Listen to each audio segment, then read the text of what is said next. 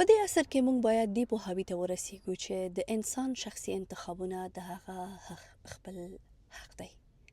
دا چې څوک څه اغوندي، څنګه خبرې کوي، څنګه ژوند کوي، چیرته ځي، څنګه کینی، چا سره ځي، څه شی کوي، دا ټول ډیر شخصي انتخابونه دي.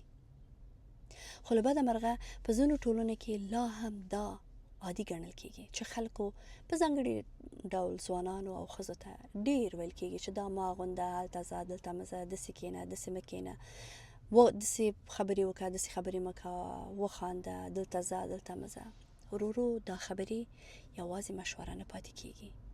دا د یو انسان پر ازادۍ، اعتماد او شخصیت فشار راوړي، ذهني فشار راوړي.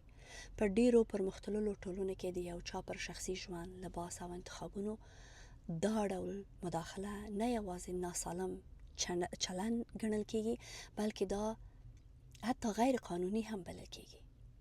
احترام دا نه دی چې خلک زموږ په خوښه ژوند وکړي. اصلي احترام دا دی چې موږ ومنو هر انسان د خپل ژوند، بدن او انتخاب حق لري.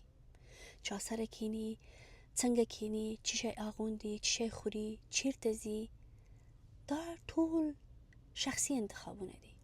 پرېږدئ چې خلک ژوند وکړي، تاسو په خپله هم ژوند وکړئ او د چا د ژوند قاضي کیږئ مه.